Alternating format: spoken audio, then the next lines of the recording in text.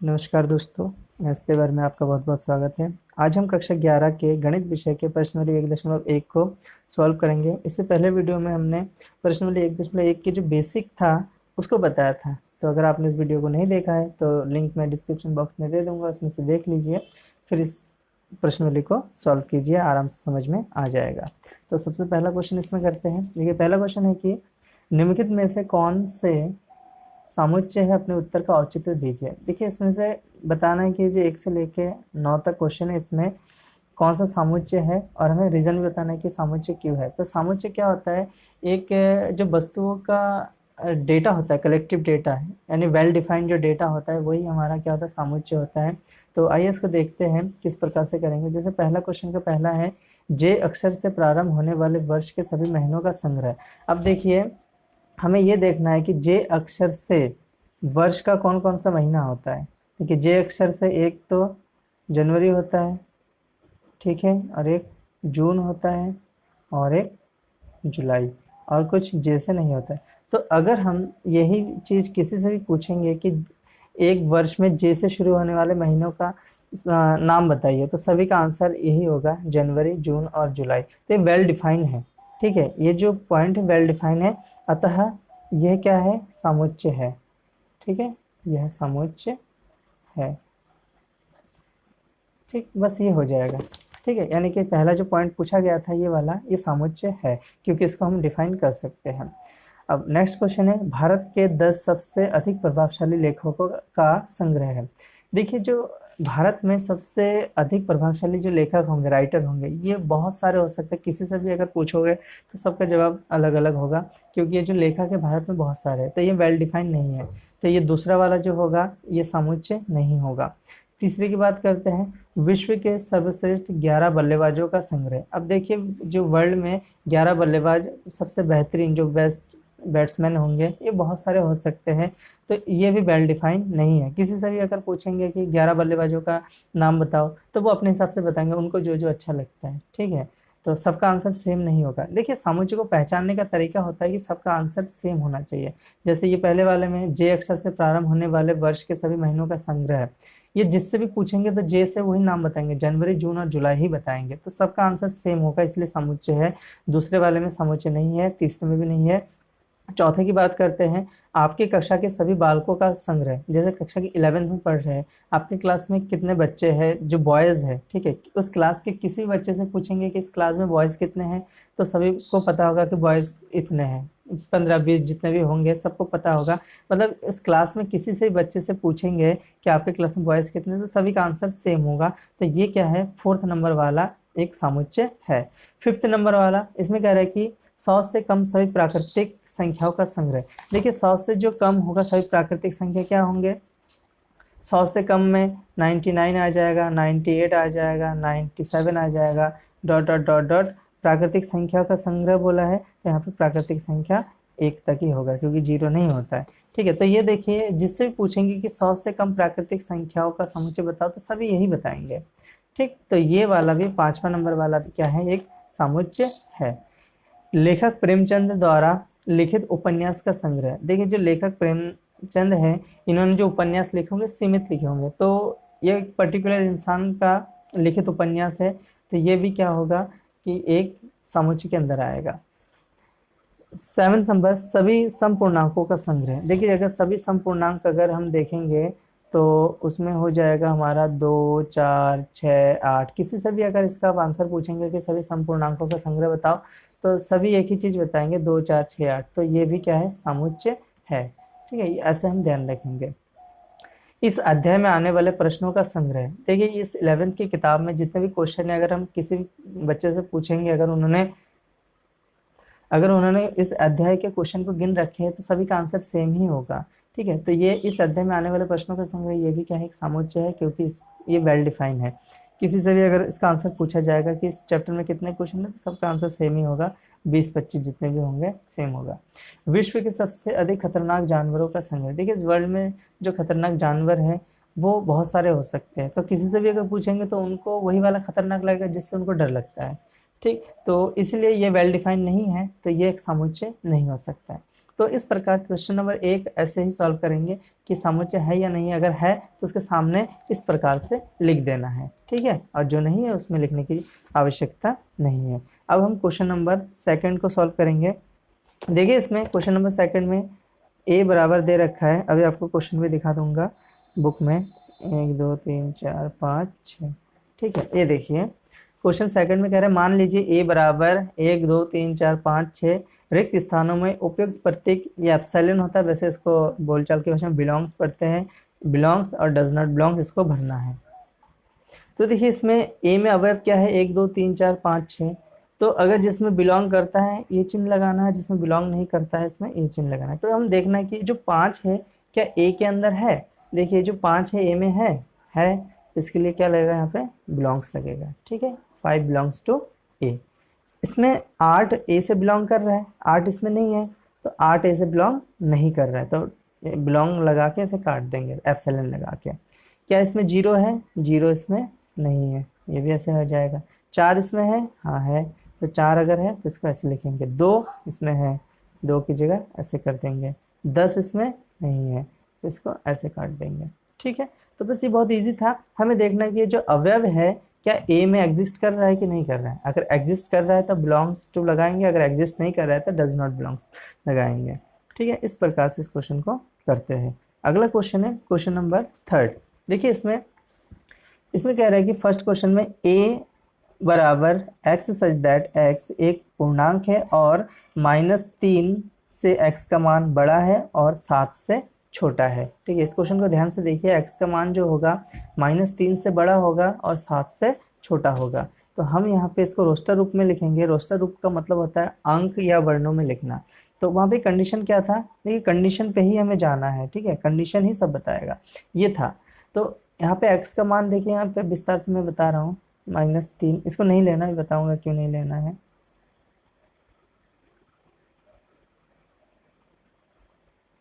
देखिए जब यहाँ पे सिर्फ ये ग्रेटर देन लेस देन रहता है तो उसको इंक्लूड नहीं किया जाता है, ठीक है, इसको इंक्लूड नहीं किया चाहिए, इसके बीच के सभी अंकों को हमें लिख देना है, ठीक है। तो यहाँ पे बचेगा 2 -2 2 -1 0 1 2 3 4 5 6, इसका आंसर हो जाएगा। 7 को नहीं गिना, 7 को कब गिनते हैं, जब ऐसा चिन्ह होता है, और 3 को कब गिनते हैं, जब ऐसा चिन्ह होता है, ठीक है, ये इस प्रकार का चिन्ह होता है। तो ये सब चीज़ें ध्यान रखना है कि जब इंक्लूड, इसमें इंक्लूड नहीं किया जाता है, और इन बराबर अगर होता है तो इसमें इंक्लूड किया जाता है, ठीक है। ये तो था इसका पहला।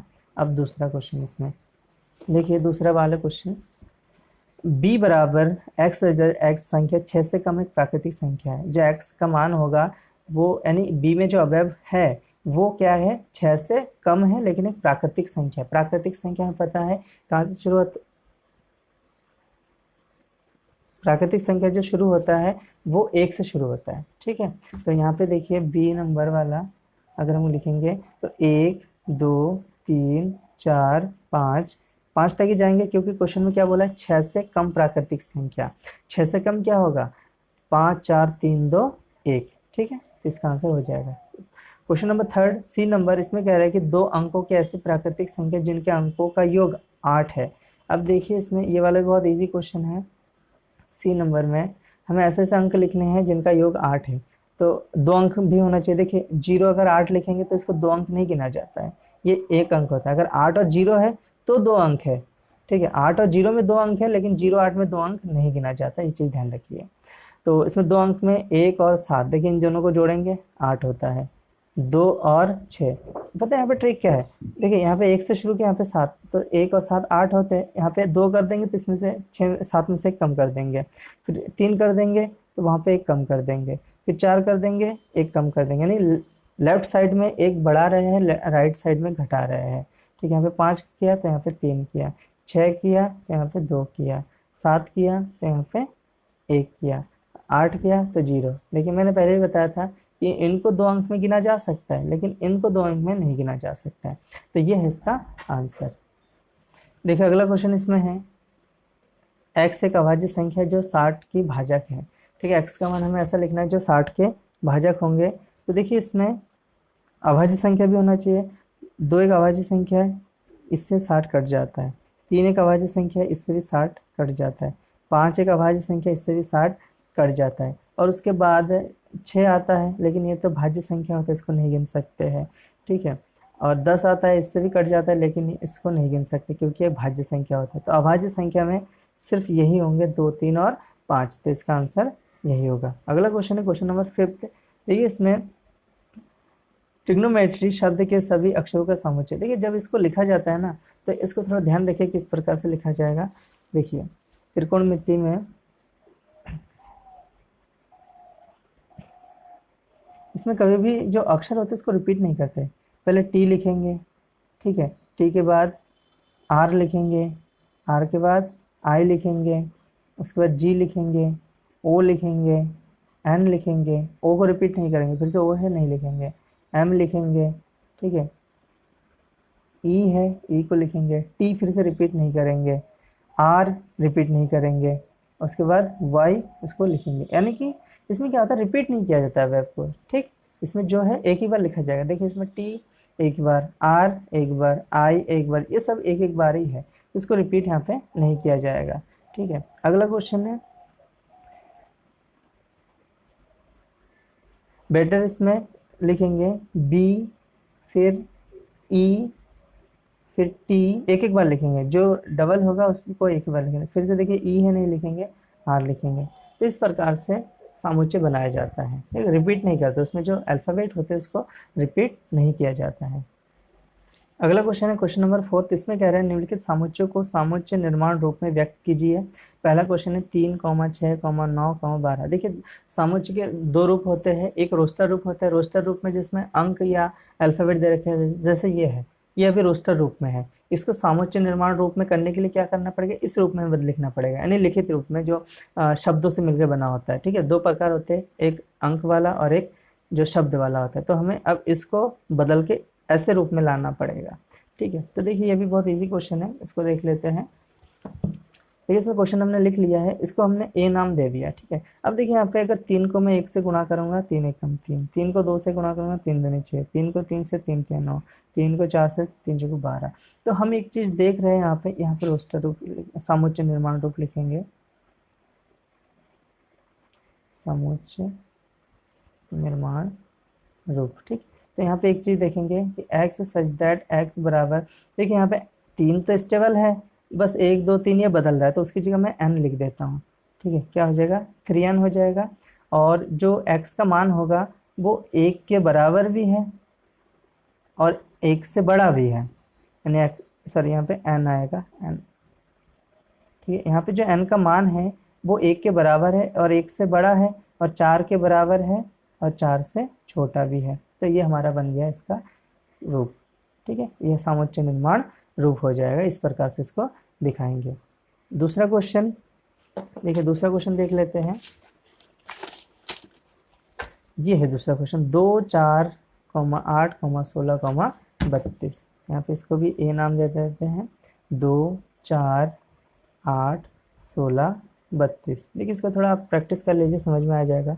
अगर मैं 2 की घात 1 लिखता हूँ तो 2 ही आएगा, 2 की घात 2 में 4 आएगा, 2 की घात 3 में 8, 2 की घात 4 में 16, 2 की घात 5 में 32। तो इसको भी हम समुच्चय निर्माण रूप में कैसे लिखेंगे, x such that x equals to 2 की पावर n। देखिए 2 सब में एक जैसा है लेकिन ऊपर बदल रहा है, यानी उसकी पावर n लिखेंगे। और यहाँ पे लिखेंगे n का मान कहाँ से, 1 के बराबर और 1 से बड़ा है और 5 के बराबर और 5 से छोटा है। बस ये हमारा बन जाएगा इसका, ठीक है। ये बनाना बहुत इजी है।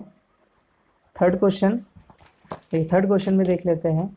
इसमें 5, 25, 125, 625। हमें पता चल रहा है कि 5 की पावर में ये सब लिखा हुआ है, तो लिख लेते हैं 5, 25, 125, 625। तो देखिए 5 की पावर 1, 5 की पावर 2, 5 की पावर 3, 5 की पावर 4, ठीक है। यही तो हो रहा है यहाँ पे। तो इसको हम लिखेंगे समुच्चय निर्माण रूप में x such that x equals to 5 की पावर n, क्योंकि 5 से में पर घात बदल रहा है और यहाँ पे जो है इसका मान 1 के बराबर है, 1 से बड़ा है n का मान, और 4 के बराबर है और 4 से छोटा है। तो इसका आंसर भी इस रूप में हो जाएगा।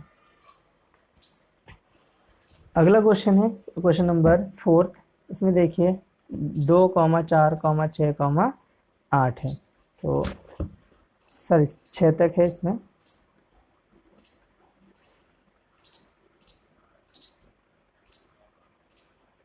दो कॉमा 4,6 डॉट डॉट डॉट, ठीक है, इस प्रकार से बना हुआ है। तो अब इसमें क्या नाम देंगे इसको, तो इसको बहुत सिंपल तरीके से लिखेंगे, x equals to x such that x एक सम प्राकृतिक संख्या है, सम प्राकृतिक संख्या है, ठीक है। इसको ऐसा क्यों लिखा है, क्योंकि देखिए सम संख्या ही तो 2, 4, 6 ये सम संख्या ही होती है, इसलिए इसको ऐसे हिंदी में लिख दिया है, ऐसे हम लिख नहीं पाएंगे इसको, ठीक है। तो इसलिए इसको इस प्रकार से ही लिखेंगे। अगला क्वेश्चन है question number 5, 1,4,9 dot dot dot 100 तक। तो इसको पहले लिख लेते हैं, 1,4,9 डॉट डॉट डॉट डॉट 100, ठीक है। तो देखिए इसको हम कैसे लिख सकते हैं, 1 की घात 1, 2 की घात 2, 3 की घात 2 और इसमें 10 की घात 2, ऐसे तो लिखेंगे। तो यहाँ पे देखिए कि a बराबर हो जाएगा x सच दैट x बराबर, कौन बदल रहा है, आधार बदल रहा है, यानी आधार में n लिखेंगे, उसकी घात 2 लिखेंगे, और n का मान क्या है, 1 के बराबर है और 1 से बड़ा है, ठीक है, और 10 के बराबर है और 10 से छोटा है। तो इस प्रकार से इसका सॉल्यूशन भी हो जाएगा। अगला क्वेश्चन है क्वेश्चन नंबर 5, इसमें कह रहा है कि निम्नलिखित सामुच्चयों के सभी अवयवों को सूचीबद्ध कीजिए। सूचीबद्ध का मतलब होता है रोस्टर रूप या सूचीबद्ध रूप, ठीक है, यानी कि इसको अब इस रूप में दिखाना है ऐसे, ठीक है।